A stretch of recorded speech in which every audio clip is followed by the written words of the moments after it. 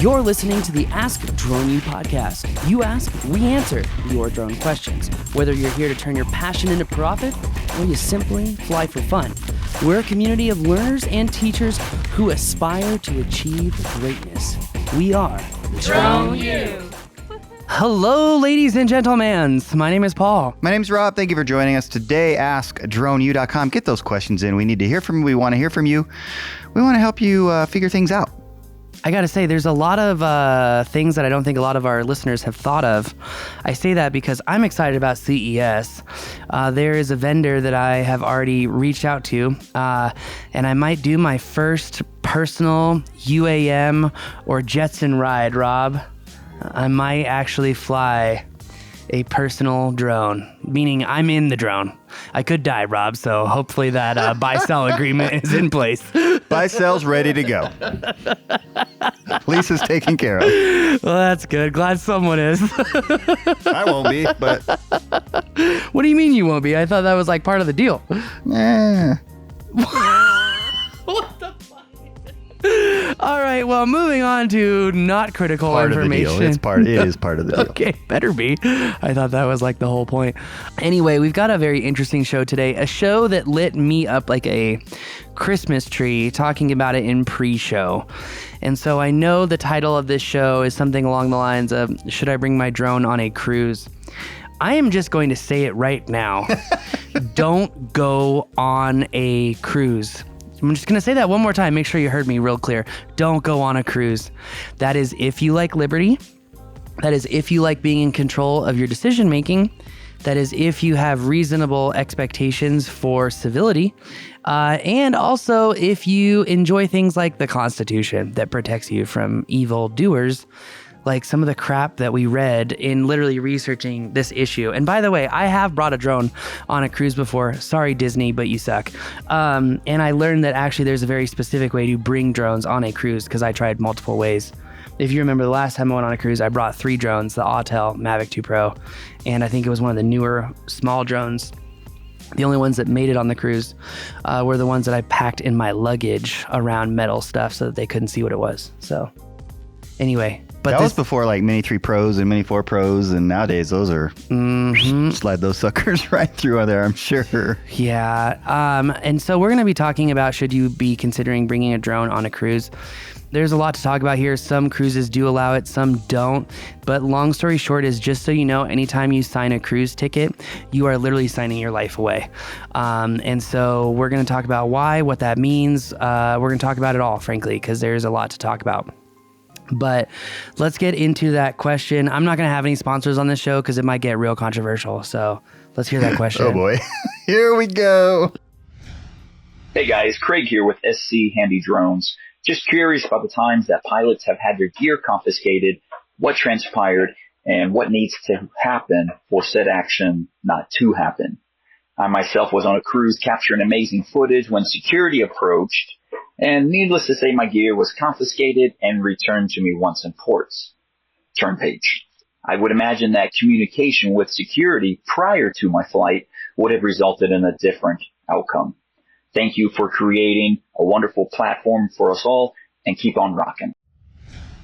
Thank you, Craig. It is our pleasure, more than you realize, and we really appreciate you taking the time to ask this question. I have to say, this specific question, I don't think we've been asked before. But yeah, as we researched this and talked about it, so just full disclosure. Yeah. My perspective, my wife and I have never been on a cruise, and we have no plans on ever going on a cruise. But it's such a personal thing. There's a lot. I know I have good friends that have been on so many cruises. I don't get it. But that doesn't matter. There's a lot of people that love cruises. And in my previous life, I went on 2 cruises and I would never go on them again because I feel like you never get a chance to truly relax. But that's just me. It's different strokes for different folks. Yeah, and some of you may love cruises. And I would just like to say we're discussing American-based cruises, like cruises out of a southern port that may go to other countries. but I think Rob and I would definitively sit here and say that, the European riverboat cruises that are all about, time spent away from other people, smaller boats, very intimate. That might be a different story. Yeah. But for $10,000 a person. Yeah, God, whatever. I don't know. Waste. I'll just say this. So I have been on 2 cruises. They were both Disney cruises. I'll never ever do it again. And that was before I read the terms and conditions that I had already signed on when I went on those cruises, which are these T's and C's, as I just researched, have been updated since after COVID. And I will say anyone who remembers the news footage from COVID, I feel like would never go on a cruise either. Because do you remember all those cruise ships? Yeah, they were quarantined and they were not getting off those boats. And we later learned that was like the absolute worst thing that they could have done. And so the reason I bring this up is that I think step number 1, the caller asked, can they confiscate your equipment? If you were in the good old United States, where we have this whole thing called illegal search and seizures, where cops cannot just randomly take your stuff, let alone a security guard or a rent-a-cop on a boat. They cannot do that. But in the T's and C's of every single, cruise ship company, they reserve the right to confiscate anything, but you are giving them that right by signing that contract. Yep.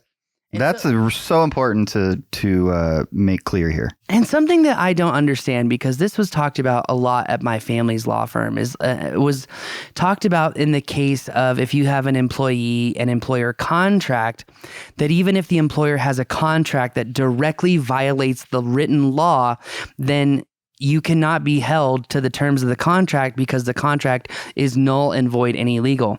That's why I'm like fundamentally frustrated with this issue that this guy got his drone confiscated. Number 1, by a rent-a-cop. Number 2, if you look at the rates of crime on these cruise ships, because Rob brought up, I just recently read a story about like rape on cruise ships. That it's prevalent. And I did one search and it was atrocious how prevalent that is. And I don't have all the stats, so I'm probably going to stop talking about it right there. But I will just say, based off the fact that 1, most of the terms that you agree to completely violate your human and basic civil liberties. And number 2, the fact that crime is rampant because cruise ships have taken this overly abusive methodology of enforcing rules that they don't have any legal right to enforce. I would just say, based off of all the research that I've done just for this one podcast, I am never going on a cruise ship ever again. Like ever. And by the way, if you do want to bring a drone on a cruise ship, make sure that you check it in your luggage because they never check for it. So let's just, now that we've sort of covered cruises, I think he was actually asking a little bit more broadly as to how to avoid getting your stuff confiscated. If we talk specifically about cruises, you can go to any of the sites. There's actually, just like any particular subject or industry, there are people that write about that. Mm-hmm. There's a lot of information actually that's out there that you could read and say, do this, don't do that. And there's a lot about drones on there about that. I guess, we could include a link or 2 that we found that was helpful. But it sounds like what the predominant perspective of these cruise companies, I said, let's get broader, and here I am back specific, but it sounds like you can take a drone for most of them, I'm not speaking for all of them, on the boat, but you can't fly it on the boat. So essentially what they're letting you do is carry it on the boat for when you dock, and then you can take it off the boat and go fly it. So that sounds like about the only time they're saying that you can have and fly a drone. Yeah, and if that were the case, I think the best way to answer the question of how to bring a drone on a cruise boat is I would actually have a rental drone shipped to the ports of entry that you are going to. Like find a UPS store, ship it there to a locker, you go pick it up, you straight up use it, you put it back in its shipping container and box and leave it at like a UPS ship station so it just goes right back to the rental company. That's what I would do. I have personally brought drones on cruises. In 2016, I brought 2 drones on a cruise. Both of them made it through security because it was like before drones were big. Yeah, that was a different time. And then the second time was later. I think it was 18. And we went on a Disney cruise, and my Mavic 2 Pro got confiscated in the security line, but I had an Autel Evo 2 in my luggage and was able to sneak that onto the Disney private island, where I then walked to an area where no one was, and I took off very clandestinely and got some amazing photos and videos. But because it was Autel and not DJI, the photos suck in comparison. But a drone shot's a drone shot, I guess. So Yeah. Most people probably couldn't tell the difference. well, to each their own, right? Different strokes, different folks. So first thing is, it seems like that cruise ships do have this right, which is illegal, to search and seize anything that you have and that you bring onto a cruise ship. So that's number one. Number two is, if you're going to bring it on a cruise ship, some cruise ships like Carnival do let you fly. It's at ports of entry. Although it would be important to take note of an important fact here. It's the fact that if you want to actually take flight, sometimes these, like even Carnival Cruise Line, they say, oh, you can't fly in some of the ports of entry that we go to. Just know that they do not control the law. It's going to be the country that controls the law. It's just, do you really want to get involved in that whole hoopla BS? Which is why I go back to my first point of just don't go on a cruise. Well, I would imagine if they're saying such and such port of entry, you can't fly there, it's because of the laws of the area. I think they're just warning you of what those laws state. But outside of cruises and your stuff getting confiscated, and how do you avoid it, and what do you do if it happens? Gosh, how do you avoid it? Be educated about where you're going and what you're doing and what their rules are. I always think of these things because it's easy to sit here behind a desk, Paul, and say, they can't take your stuff. I'm not letting them take my stuff. But when it comes down to it, you have to be, how much are you going to fight? Well, that's why when you brought up that case about the rapes going on cruise ships, I read this Senate testimony from a lady who was raped on a Carnival cruise line. And she literally gave Senate testimony to the fact that she was instructed that she had three options after it took place. Number one, there was no police on the ship. It's just those rent-a-cop security guards that make $500 a month. Which in one of these cases is who raped her. That is exactly, so, in this exact case, that's who did it. It's not funny, by the way. So, I'm not laughing. The ship captain essentially gave her three options. One is get off the ship and report it to Mexican authorities. Two, get off the ship and report it to the FBI. Or three, fly home and report it to the FBI. She flew home, reported to the FBI, and pretty much the FBI said it was a case of he said, she said, even though she had a rape kit essentially applied after the incident had happened by the infirmary. But in the Senate testimony, also made clear that it was very difficult to see the results of said kit. And so you think about, those are the type of security guards that are confiscating drones. Why would you ever want to put yourself in a situation, or your family in a situation? It's like hard. I know, like, we tried answering this guy's question and trying to give some people some insights and tips on how to bring your drone onto a cruise line or whatever. But I seriously cannot get past this issue that, like, you're opening yourself up to an immense amount of nightmares because, one, you're signing all your rights away in that stupid ticket agreement. Two, these corporations are doing so much that's illegal, it's not even funny. Three, I have friends who have shot for cruise lines, and they just go on the cruise and they have special security permission to fly their drone. So it's no different.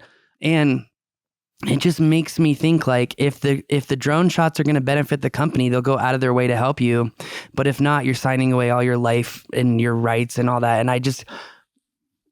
thinking about all the potential nightmares that could happen, there's no effing way I will ever step foot on a cruise ship ever again.